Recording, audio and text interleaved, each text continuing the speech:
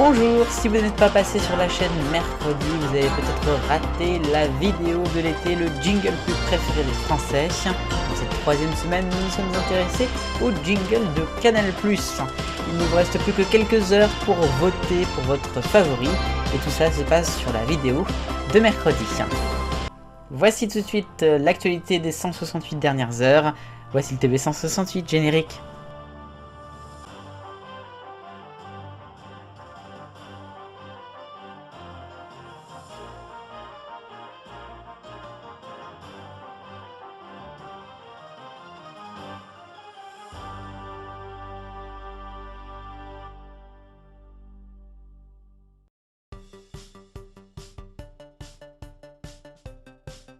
Et à la une ce dimanche, c'est l'été, et qui dit été dit Fort Boyard, l'émission culte diffusée tous les samedis soirs sur France 2 depuis maintenant 34 saisons. Alors, il est vrai que depuis de nombreuses années, il y a un renouvellement de Fort Boyard, suite souvent à des critiques, voire parfois carrément des sociétés, des associations qui militent pour la suppression de certaines choses. On a vu il y a quelques années la nouvelle épreuve de l'asile de mémoire qui a été très décriée. Puis on a eu la suppression de certaines épreuves comme par exemple les cylindres qui étaient... il est vrai quand même très sexiste. Et puis la dernière en date, les tigres qui sont donc passés en 3D. Fort Boyard, c'est aussi les passes, et en particulier Passe-Partout et Passe-Muraille, présents depuis 1990 pour le premier, 2004 pour le deuxième. Et Passe-Muraille a sorti dans une interview de Sud-Ouest, c'était la semaine dernière, que son avenir pouvait être incertain. Enfin en tout cas, ils en parlaient entre eux, après les tigres ça pourrait être bien leur tour, et qu'ils pourraient être virés tout simplement du programme. Évidemment, ça peut créer un émoi, puisqu'on parle quand même de personnages cultes du jeu. Certes, ils ne parlent pas, mais ils sont quand même partie prenante. Enfin, moi, je ne vois pas Fort Boyard sans eux. Donc forcément, ça crée l'émoi, ça crée des critiques.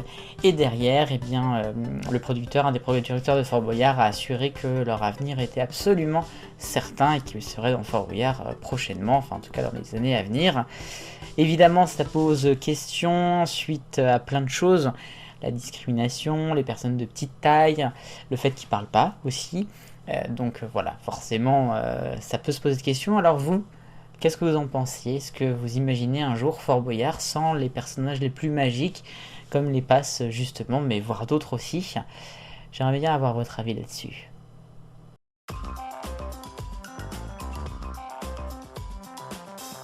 Dans le rayon cette semaine, TF1, M6 et France TV Sport. Et on commence sur TF1, ça y est, c'est officiel, ça a été confirmé dans le Figaro dimanche dernier. Il y aura bien Plus belle la vie sur le groupe TF1 en janvier 2024, sur la plateforme MyTF1 et puis sur la chaîne. A noter qu'on ne sait pas encore vraiment à quelle heure, peut-être après le 13h, peut-être vers 18h, mais attention à la surdose. La série devrait revenir avec un nouveau souffle, pas toutes les mêmes intrigues, avec des nouveaux décors aussi. Deuxième info, et on va sur M6 qui va récupérer la diffusion du Grand Jury. L'émission culte de RTL pour sa 44e saison sera désormais sur la 6. C'est logique, c'est le même groupe, mais c'était quand même depuis 1997 co-diffusé avec LCI, qui a donc décidé de mettre fin au partenariat. Alors on ne sait pas vraiment comment ça va se passer puisque c'est entre midi et 13h, il y a le 12h45 mais il y a aussi Turbo. Bon, des aménagements de grille vont être sûrement à l'étude.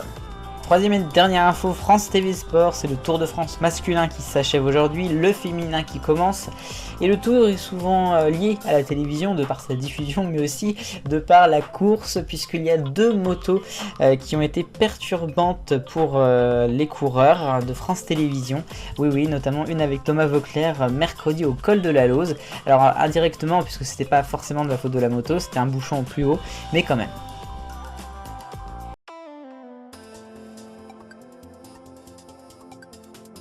Focus pour vous parler de l'Arcom qui a publié deux informations intéressantes cette semaine. D'abord, il va y avoir la préparation du lancement de services de la TNT en UHD, l'Ultra Haute HD, qui pourrait venir ensuite avec des multiplex. C'est notamment le gouvernement qui a demandé ça pour France 2, France 3, pour 2024. À suivre donc.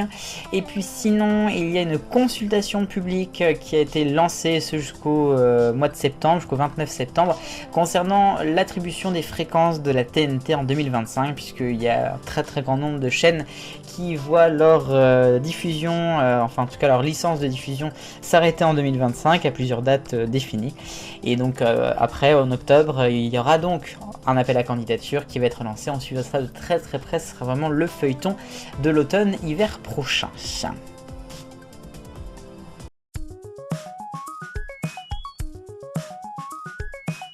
W9 est en rouge dans l'arc-en-ciel des audiences pour commencer avec C'est la famille vendredi.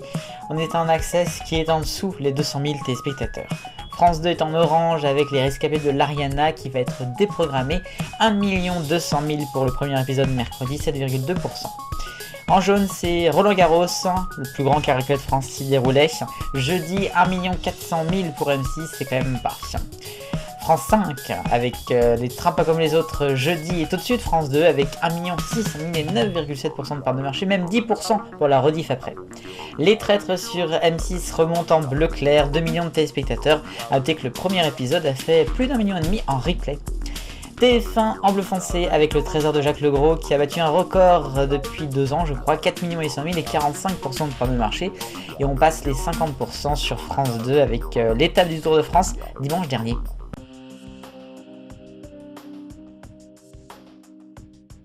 Et enfin, une preuve, s'il en fallait une autre, que les chaînes de télévision ont encore du mal avec Internet et au passage au numérique.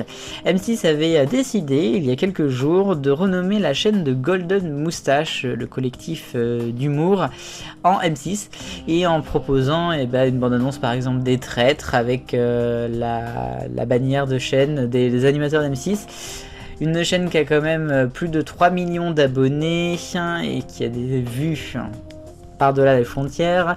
Et donc du coup il y a eu quand même un émoi sur internet, notamment sur Twitter, sur Twitch, avec M6 qui a fait un rétropédalage dans la semaine, qui a dit qu'ils avaient compris et donc ils avaient renommé tout cela en Golden Moustache. Et donc qu'il y a la chaîne qui ne bouge pas trop. C'est donc plus une pub pour M6, mais il y a du travail à faire là-dessus. Travail, moi aussi j'en ai sur la planche, puisque mercredi le jingle pub préféré des Français sera consacré à FR3 et France 3, une chaîne qui est très attendue, je le sais. Alors en attendant, n'hésitez pas à voter jusqu'à ce soir minuit pour Canal+. Je vous souhaite une bonne semaine, vive le bonheur, on est tous des millions de copains, salut.